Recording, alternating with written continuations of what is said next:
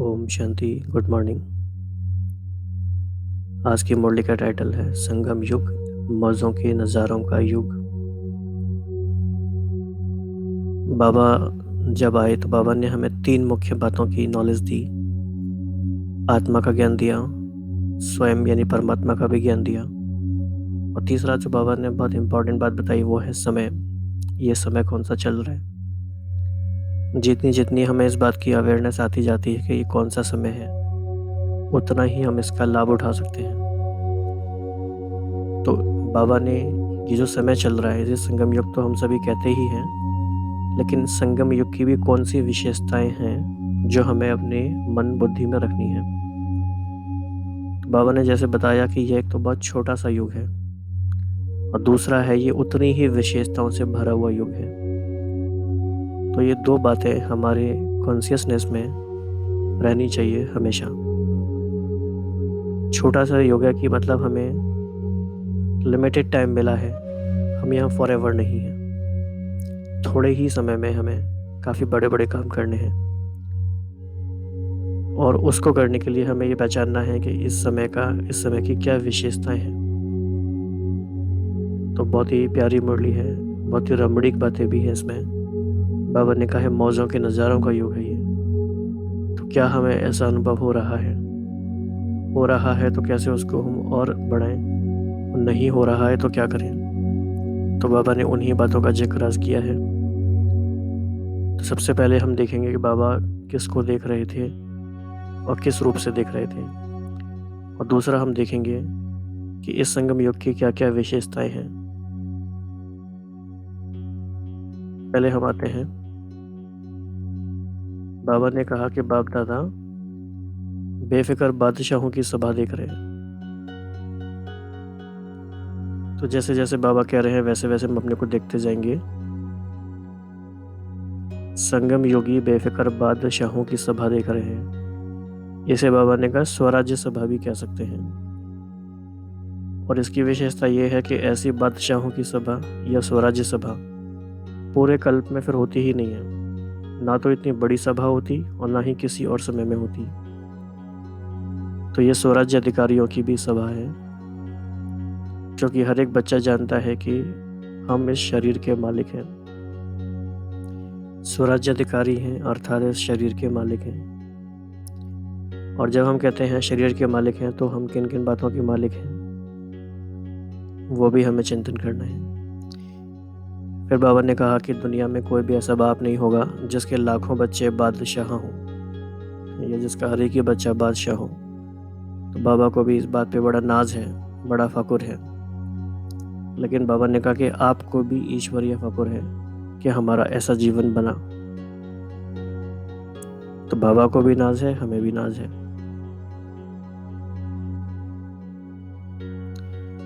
फिर बाबा ने कहा कि इस समय का भी सहयोग मिल रहा है। ये समय के सहयोग की भी बड़ी सूक्ष्म गति है, और ये दिन दिन बदलती भी रहती है।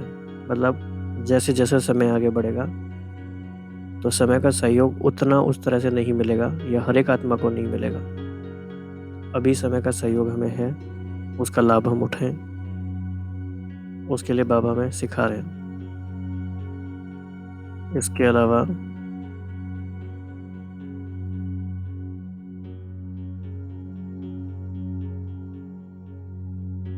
जैसे हमने देखा ये संगम युग छोटा सा युग है,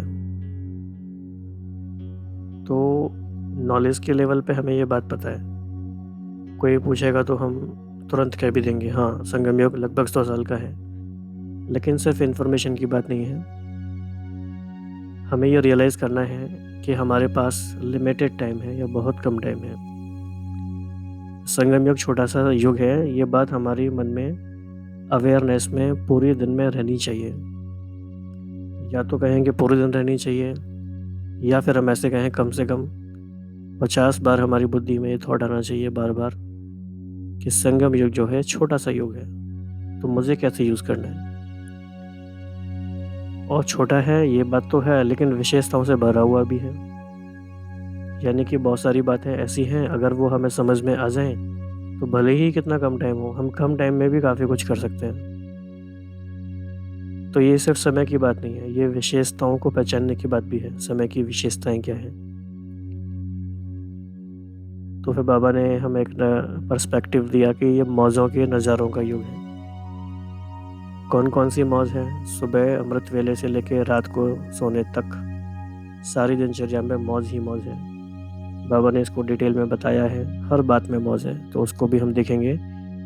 तो पूरी दिनचर्या में कैसे मौज है तो ये निरंतर योगी बनने का, सहज योगी बनने का, उसका भी उपाय है। यहाँ तक कि बाबा ने कहा, ये काफ़ी इंटरेस्टिंग बात है, अलौकिक जन्म का धर्म ही है मौज में रहना। अलौकिक जन्म का धर्म है मौज में रहना। और जब सेवा करते हो, दिव्य कर्म करते हो, वो भी मौज है। मौज ही मौज है दिन रात। तो कितनी अच्छी बात है। देखो कितनी सही अच्छी पढ़ाई है ना। कुछ सीरियस बातें नहीं है। सिंसियर होना है, सीरियस नहीं होना है। तो देखो बाबा क्या कहते हैं, एक एक बात को हम देखते जाएंगे मन की आंखों से। आज बाप दादा अपने छोटे बड़े बेफिक्र बादशाहों को देख रहे हैं। समगंग युग पर ही इतने बड़े से बड़े बादशाहों की सभा लगती है। किसी भी युग में इतने बादशाहों की सभा नहीं होती है। इस समय ही बेफिक्र बादशाहों की सभा कहो, वह स्वराज्य सभा कहो, सभी देख रहे हो। छोटे बड़े यही जानते हैं और मानकर चलते हैं कि हम सभी इस शरीर के मालिक शुद्ध आत्मा हैं। तो आत्मा कौन हुई? मालिक या स्वराज्य अधिकारी। तो बादशाही मिलने का आधार भी यही है। इस बात के कारण ही बादशाह हैं। शरीर के मालिक हैं, मन बुद्धि के भी मालिक हैं, शुद्ध आत्मा है, स्वराज्य अधिकारी है।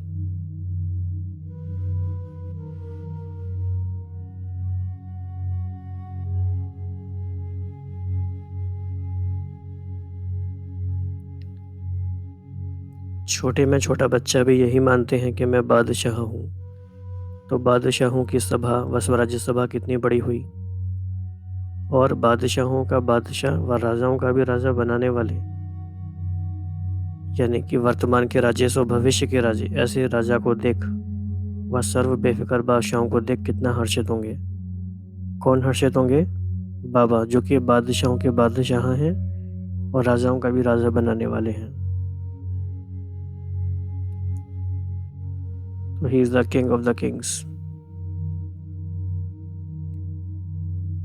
तो सारे कल्प में ऐसा बाप कोई होगा जिसके लाखों बच्चे बादशाह हों? किसी से भी पूछो तो क्या कहते हैं? नन्हा सा बच्चा भी कहता मैं लक्ष्मी नारायण बनूंगा। तो सभी बच्चे ऐसे समझते हो ना? ऐसे बच्चे को, ऐसे राजे बच्चों, ऐसे बाप को ऐसे राजे बच्चों के ऊपर कितना नाज होगा। तो आप सभी को भी यह ईश्वरीय फकुर है कि हम भी राजा फैमिली के हैं, राज्यवंशी हैं। तो हमें क्या फकुर है? हम भी राजा फैमिली के हैं, राज्यवंशी हैं। तो आज बाप दादा एक एक बच्चे को देख रहे हैं। बाप के कितने भाग्यवान बच्चे हैं। हर एक बच्चा भाग्यवान है, साथ साथ समय का भी सहयोग है।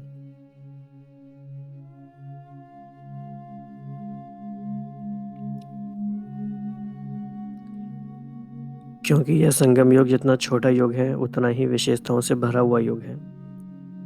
जो संगम युग पर प्राप्तियां हैं वह और युग में नहीं हो सकती। तो आप थोड़ा 2 मिनट इस पर रिफ्लेक्शन कीजिए कि ऐसी कौन कौन सी प्राप्तियां हैं जो सिर्फ संगम युग पर होती हैं, बाकी किसी भी युग में नहीं होती हैं। आप चाहे तो लिख भी सकते हैं और आप चाहें तो इस पर सिर्फ रिफ्लेक्शन भी कर सकते हैं। तो 1-2 मिनट इसमें बैठेंगे साइलेंस में, संगम युग पर क्या क्या प्राप्तियां हैं।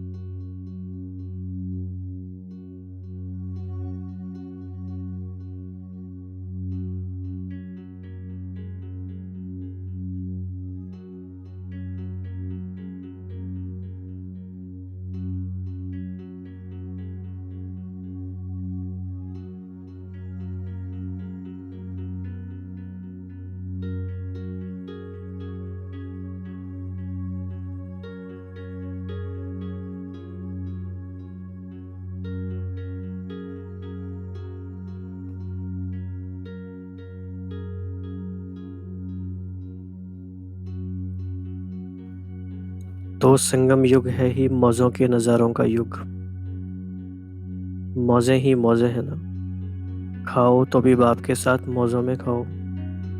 तो आप नोट करते चलना कि कौन कौन से काम हमें बाप के साथ करने हैं और उनमें मौज है। खाओ तो भी, चलो तो भी भाग्य विधाता बाप के साथ हाथ देते चलो। ज्ञान अमृत पियो तो भी ज्ञानदाता बाप के साथ साथ पियो।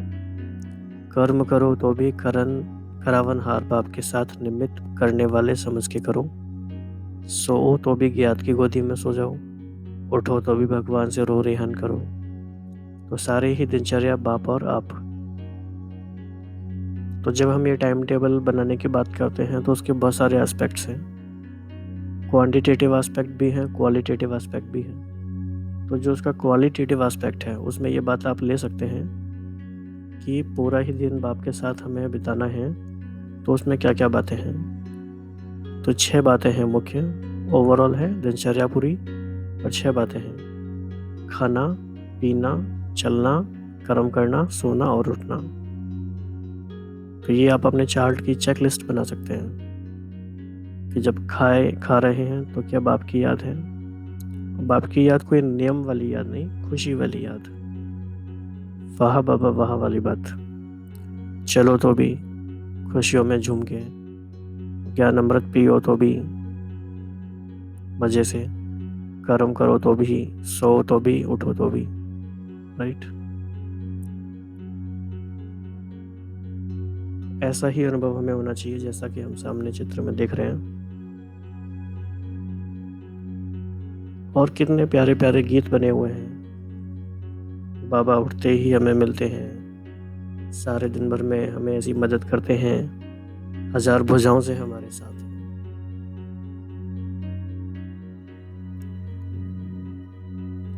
तो बाप है तो पाप नहीं है तो क्या होगा। तो सारी दिनचर्या बाप और आप, और बाप है तो पाप नहीं तो क्या होगा। मौजें ही मौजें होंगी ना। बाप दादा देख रहे थे तो सभी बच्चे मौजों में रहते हैं। यह छोटा सा जन्म लिया ही है मौजें मनाने के लिए। ये कितनी सिग्निफिकेंट लाइन है, लेकिन इसका मिस इंटरप्रिटेशन नहीं करना है। ये किस प्रकार की मौज है? रूहानी मौज है ये। खाओ पियो याद की मौज में रहो, याद की मौज में रहो। इस अलौकिक जन्म का धर्म अर्थात धारणा मौज में रहना है। ये काफ़ी गहरा स्टेटमेंट है। ब्लिसफुल रहना है, आनंद वाली स्थिति में रहना है, अतीन्द्रिय सुख में रहना है। अगर इस जीवन में आके परमात्मा के मिलने के बाद भी, सर्वश्रेष्ठ ज्ञान मिलने के बाद भी, तीनों कालों का ज्ञान, तीनों लोकों का ज्ञान, सर्वश्रेष्ठ पवित्र आत्माओं का संग, सब कुछ मिलने के बाद भी अगर हम मौज में नहीं रहते तो that is a serious problem for us कि हमने ही अपने जीवन को कैसा बना दिया है कि हम मौज में नहीं हैं। दिव्य कर्म सेवा करते हैं वो भी मौज में रहना है। तो जन्म का लक्ष्य ही है मौज में रहना और सारे विश्व को सर्व मौजों वाली दुनिया बनाना। खुद भी हमें ऐसे ही रहना है और सारी दुनिया को भी ऐसे ही बनाना है। तो सवेरे से लेकर रात तक मौजों के नज़ारों में रहते हो ना, बेफिक्र बादशाह हो करके दिन रात बिताते हो ना। तो सुना आज वतन में क्या देखा, बेफिक्र बादशाहों की सभा। हर एक बादशाह अपने याद की मौज में बाप के दिल तख्त नशीन स्मृति के तिलकधारी थे। अच्छा तो आज तो मिलने का दिन है, इसीलिए अपने बादशाहों से मिलने आए हैं। तो बाबा के सामने ग्रुप जो बैठा हुआ था, बच्चे भी थे उसमें, कुमारियाँ भी थीं, टीचर्स भी थे। बाबा सभी से फिर मुलाकात किया, फिर याद प्यार। सदा बेफिक्र बादशाह, मौजों की जीवन में मौजों के नज़ारे देखने वाले, सदा भाग्यवान बाप के साथ साथ रहने वाले, ऐसे स्वराज्य अधिकारी दिल तख्त नशीन पद्मा पदम भाग्यवान बच्चों को बाप दादा का याद प्यार और नमस्ते। हम बच्चों की बाप दादा को हमारी ऐसी मौजों वाली जीवन बनाने के लिए बहुत बहुत धन्यवाद और नमस्ते। वो मौजों के नज़ारे बहुत सारे हमें दिखाई देते हैं। ऐसे ही नज़ारा आप देख सकते हैं ओम शांति भवन का ड्यूरिंग दिवाली टाइम। तो ऐसे बहुत नज़ारे हैं, बाबा के साथ के भी हैं। तो देखा जाए तो जब हम कोई मुरली पढ़ लेते हैं किसी भी दिन की, तो हमारा काम शुरू होता है, काम खत्म नहीं होता है। अभी हमारा काम शुरू हुआ है, ये पूरे दिन का स्टार्टर है। अब हमें क्या करना है, हमें अपने मन में एक फ्रेमवर्क हमने बनाया कि ओके, आज बाबा ने हमें कहा है मौज़ों का युग है। तो हमें कुछ प्रश्न अपने आप से पूछने शुरू करने हैं कि do I really think so, क्या मैं ऐसा महसूस कर रहा हूँ सच में, और नहीं कर रहा हूँ, क्योंकि ऑनेस्टली अपने से बात करनी है, किसी को बताना तो है नहीं। तो गहराई से चेकिंग करना है, क्या मेरा जीवन सच में मौजों के नज़ारों वाला जीवन है। फिर पूरे दिन भर अगर है तो उसे इमर्ज करना है और वैसे ही महसूस करना है, और नहीं है तो वो कारण को आइडेंटिफाई करना है कि क्यों नहीं है, उसे दूर करना है। और हाफ है, पार्शियल है, कम है, तो उसको बढ़ाना है। तो आपके मन में आज की मुरली को लेके क्या क्या बातें आ रही हैं, आपको कैसे लगता है कि ये मौजों के नज़ारों का युग है, कौन कौन से मौजों के नज़ारे आत्मा ने देखे हैं इस संगम युग में, तो वो भी आप शेयर करेंगे। और आज के लिए तो बहुत सारी अफर्मेशन आप ले सकते हो। एक तो ये अफर्मेशन हो सकती है कि मैं बेफिक्र बादशाह हूँ। दूसरा हो सकती है कि मैं स्वराज्य अधिकारी हूँ, शरीर की मालिक हूँ, ईश्वरीय फ़क्र में रहने वाली आत्मा हूँ, और सुबह से लेकर रात तक बाप के साथ मौज मनाने वाली आत्मा हूँ। तो इस तरह की बहुत सारी बातें हैं। तो अब हमें ये इंश्योर करना है कि आज के बाद, अगर अभी तक भी हमें ध्यान नहीं था तो कोई बात नहीं, आज से और आज के बाद हमारा हर दिन मौजों के नज़ारों का युग हो। इस बात में डीप डीप डीप जाते जाएंगे। कैसे डीप जाना है उसके लिए प्लानिंग करना है अभी। तो अभी थोड़ी देर साइलेंस में बैठेंगे और आप अपनी प्लानिंग करो कि कैसे आज पूरा दिन हम मौजों के नज़ारों का युग, इस वाली अनुभूति में गहराई में उतर जाए। Now this is your time, your personal time with Baba. Planning करेंगे और बाबा के साथ भी शेयर करेंगे। ओम शांति।